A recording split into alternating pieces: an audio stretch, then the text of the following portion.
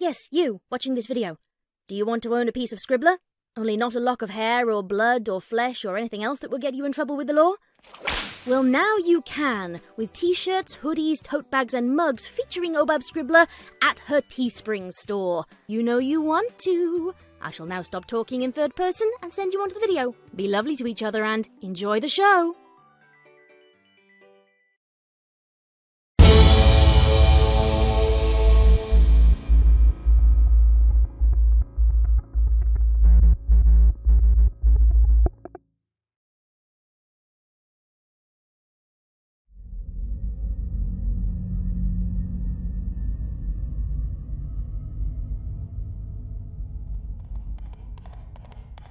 The rapid clicking sound of chitin hooves on mana-infused basalt heralded the changeling's impending arrival. Judging by the speed of the clattering noise, the drone was approaching the throne chamber at full tilt. Queen Puparia stewed in her hatred as she waited, leaning awkwardly against one side of the ancient throne in which she reclined. The anti-magic properties of the throne blocked everything but changeling magic, and as Queen of the Changelings, Puparia commanded a large and powerful army, skilled in flight, magic, and hoof-to-hoof combat. Invaders in the Changeling Kingdom was simply unheard of. Whatever the news was, it was unlikely to be a real emergency. The Queen secretly hoped the drone would be on fire, but such anticipation was unrealistically optimistic. She idly circled one of the holes in her left foreleg with the tip of her other hoof as the changeling finally galloped into the throne room. Audaciously, not only was the little shit not on fire, he didn't appear to be injured at all. My queen! Hissed the drone, skidding to a halt in front of the throne. Puparia looked contemptuously down at the little bug horse, scowling and baring her fangs. She could see a tiny grub clinging to his back. The two-legged larva had a queer upside-down frown spread across its muzzle. This odd expression irritated the queen immensely. Normal drones only made that face when doing something unspeakably foul. On a grub, that unfrowned look was usually a sign it was defective. This led to even more incompetence than she was normally forced to tolerate. Queen Puparia snorted. This had better be good, drone, she said, her eyes narrowed as she glowered down at the expendable servant. The drone's knees trembled and his tube-like ears lay flat against his jet-black carapace. The drone took in an empty gulp of air before speaking. I come from the nursery, my queen. Puparia rolled her eyes. I can see that, idiot. What in blazes is a newly hatched larva doing in my throne room? It's he stammered, wincing. Just then the larva blinked, its minuscule eyes open. In place of the solid baby blue hue of a typical drone sclera, this grub had actual irises, striking green ones at that. Yet another thawed female ready to pupate. Blast it! It's so fucking inconvenient that suspended incubation doesn't last longer. I froze this one less than 3 years ago, and already the vile parasite has returned to taunt me. Yes, my queen, I hate that too, said the drone, who had no legitimate reason to feel that way. The queen lunged her neck forward, nearly causing the reluctant messenger to trip over his own clumsy hooves. Well, then kill it already! How many times must I give these orders to you stupid foals before you will finally obey? But we can't kill a princess, said the cowering drone. He attempted to tug it off his back, but every time one leg almost became dislodged, the other one would deftly reattach. The queen sighed and shook her head. Even the simplest commands carry no weight when it comes to one of these precious mewling females. How delightful. My day must be interrupted so I can perform a mundane chore that anybody else could have accomplished with a simple, well-placed kick. Her magic aura surrounded the infant, yanking it free from the drone's back and up into the air. The grub made atrocious, high-pitched, bubbly sounds from its mouth as it spinned around and buzzed its wings. At the very least, the thing could have a respectable hiss, thought Puparia. Fortunately, its repulsiveness made the task at hoof easier. She reached out to the tiny thing and... Wait! Shouted the drone, guarding his cranial plate with his forehooves in advance. What? It's the only one left! Queen Puparia bellowed loudly with rage as the little drone chittered in fear. The tiny grub levitating in front of her continued to make disgustingly pleasant sounds. It unfrowned even wider as it clopped the tips of its two tiny legs together. After her royal scream of anger stopped echoing throughout the entire hive, the queen cleared her throat and spoke. You are certain of this? The drone nodded vigorously, his eyes clenched tightly shut. Bloody Tartarus! Spat the queen, covering her face with a hoof. I won't have another clutching me for months! Puparia wanted to smash the infant abomination into sticky pulp right then and there, but she couldn't bring herself to do it. There must always be a backup female. It was for the good of the hive. The repression was ingrained into her very genetics, the same genetics that prevented her drones from harming a female grub, even when ordered to. She sighed dejectedly. Now I suppose I have to name this ugly thing. She grumbled aloud as she settled the squirming creature down onto her lap. Briefly, she pondered naming it something nasty, like garbage or failure. But the drones would look up to it no matter what it was called. Encouraging drones to act any more idiotic than they already did was not an option. If it were to survive for even a short time, it would need to be not only a proper changeling, but a role model. Temporarily, of course. After laying the next royal egg, she'd murder the urchin in front of every buggy in the hive, just to watch them quiver in fear. Queen Puparia was a good mother, after all. A good mother rarely needs to punish or slaughter her offspring. Drones who lived in fear were drones who obeyed orders, and killing a princess sent a very strong message. Still, it needed a name. Princess Chrysalis. It had a certain hollow ring to it, thought the queen. While a chrysalis might be a beautiful thing, it could be crushed with the lightest touch. It was weak and helpless. It was a threat to nobody. She liked that. Puparia waved the drone away, and the little bug skittered out even faster than he'd entered. Princess Chrysalis unfrowned up at Mother and wiggled playfully. This simply would not do, realized the queen. Her children needed to be tough, lest they starve to death. A weak changeling was a useless changeling, and nothing was weaker than the mouth-watering yet repugnant emotion of love. A quick hoof smack to the face changed little Chrysalis's tune. She didn't hit it hard enough to injure it, but it was more than enough to give the infant a proper frown. Why did Mother hit it? Even to a baby changeling, it didn't feel right. The little grub started to cry, and it was the queen's turn to unfrown. You need a thicker shell, little one, even before you pupate. Chitin may be a hard exterior, but hatred and mistrust are harder than diamond. The bawling infant didn't understand her words, but its crying abated when something gentle and soft began to fill its core.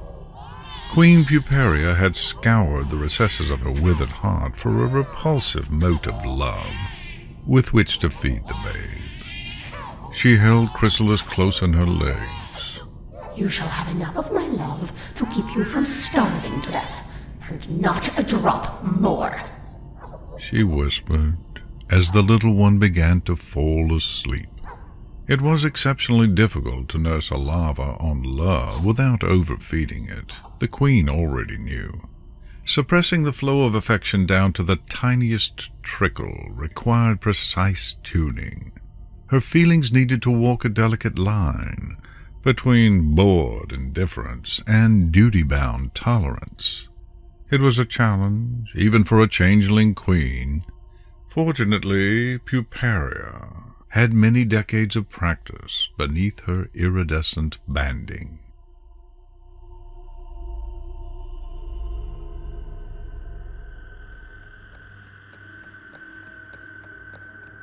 You called for me, Mother?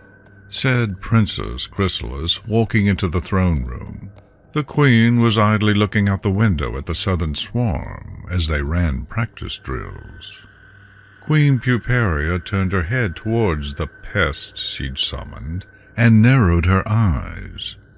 Yes, today is a special day, daughter, She said, relishing the word with unnatural pleasure. I intend to call audience in the Grand Pit today, and you are to join me. The queen walked slowly up to her child. At 12 years of age, the little princess was scarcely half the size of her adult mother. She frowned and took a few steps back. I already know what you plan to do. She said, a muted look of anger twisting the corners of her muzzle. You aren't going to get away with it! Puparia unleashed a screeching cackle that sounded like hooves on a chalkboard. Not get away with it? Oh, that is delightfully rich. She said, circling the princess as she spoke. What are you going to do? Run away? So what if I did? Asked Chrysalis. The queen sneered. You can't get away, you fool. My drones may not be able to harm you, but they'll return you to the hive and lock you up. All I have to do is tell them it's for your own good. At least have the courage to face your mother in the pit in front of everybody. Show some spine for the first time in your useless life. Right before I snap it in two. The anger suddenly faded from the princess's face, only to be replaced by a coy smirk. Well then, I guess it's lucky for me that there won't be a show at all. Queen Puparia leaned her neck back in shock. This little weakling, she couldn't have. Could she? What have you done, you wretched brat? She demanded, fuming with every breath. Oh, nothing much. Just convince the guards that your order to bar me from the nursery was a simple mistake. She said, as her smirk grew into a full unfrown. The moment I heard you ordered our drones to confine me to the central hive, I knew you'd managed to place a new female into stasis. So, I killed her. Chrysalis shrugged, as though royal fratricide were nothing but a mundane chore. I did exactly what you would have done in my place. The queen's eyes widened in disbelief. Up until now, this dismal excuse for a changeling princess had managed to survive on luck alone, although Puparia's fecundity had slowly been decreasing over the years. She still laid royal eggs on rare occasion. However, royal eggs were much larger than drone eggs. This made them difficult to form properly, and on her last few attempts the shells had been too weak. Until last month's clutch, every potential female had failed to hatch. The new infant philibug who emerged 3 days ago had been the success the queen was waiting for. It would have allowed Puparia to finally purge from her brood this flimsy, deviant waste of chitin, which now stood before her. But to kill an incubating infant? Queen Puparia was astonished. She didn't think her failure of a daughter could have the guts to kill her baby sister, even if it was just a helpless grub. Puparia felt something very strange inside. Something like respect. She recoiled from the feeling, brushing it aside. Respect was an unhealthy lapse of sanity, and as sure as Tartarus wasn't what little Chrysalis deserved. You are still a miserable weakling, hissed the queen. That larva you destroyed would have been twice the princess you are. To this day, you continue to sprinkle your repugnant love on my drones when they aren't even starving. You make me sick. I'm starting to realize just how much you take after those dreadfully affectionate magic ponies and their friendship. Puparia said the last word as though she were vomiting it, and she shuddered visibly. No! I do no such thing! Said Chrysalis with a loud stomp of her hoof. The smug expression on her face had been replaced with a much more entertaining grimace. Cuddling soldiers may make you popular, dear child, but your filthy generosity infects every bucky it touches. You are completely incapable of sacrifice. A true queen knows her drones are expendable, and she will act on that knowledge without hesitation. Said Puparia, pronouncing each word in a crisp, clear staccato. Were you to succeed me, which thankfully you never shall, every changeling in the entire hive would be dead in less than a year. That's not true at all! I am strong!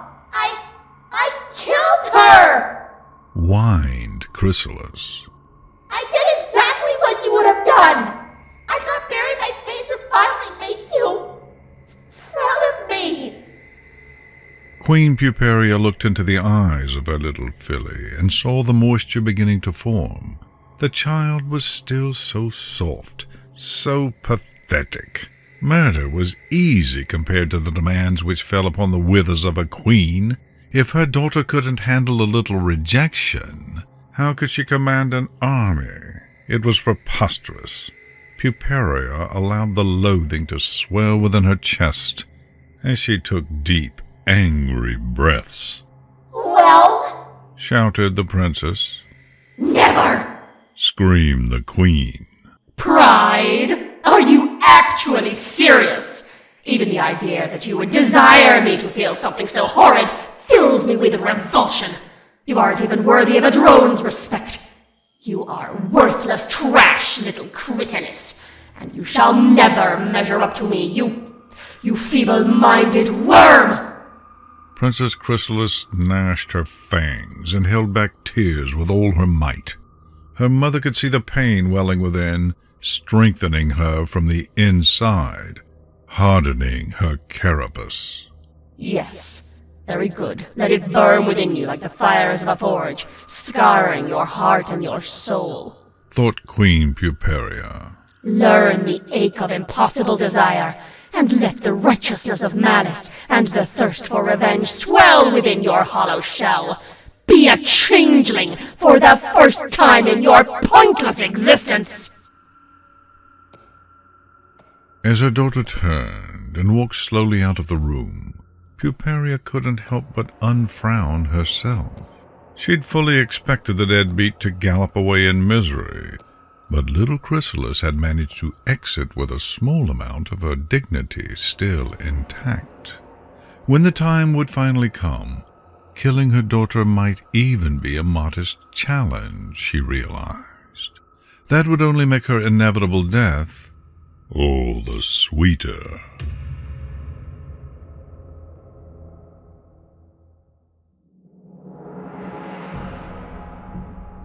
They haven't followed us, my queen, said one of the scouts who set her down. A young drone applied soothing cocooning gel to Puparia's wounds as the scout continued to update his liege on the tactical situation. The ponies are too cautious to attack the hive, even though we have suffered great losses. Queen Puparia slowly lifted her body up from the floor of the pit where her drones had laid her. Her thorax and abdomen ached from the minor wounds she'd sustained. Worst of all, her horn had been snapped in two. It would be months before she'd be able to cast with it again.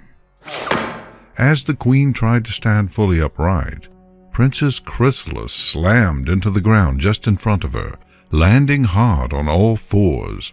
Her posture was menacing, and she scowled down at her mother. You have failed us, Mother, said Chrysalis, baring her fangs. The princess was nearly as large as the queen, and she had been practicing her intimidation skills for many years. All for this one crowning moment. Looking around her, Puparia could see the pit littered with injured drones as they continued to be retrieved from the field. The injured were being tended to by the juveniles who had remained behind to guard the hive. The attack on Canterlot had ended in a devastating defeat, to put it mildly. Puparia put on a brave face.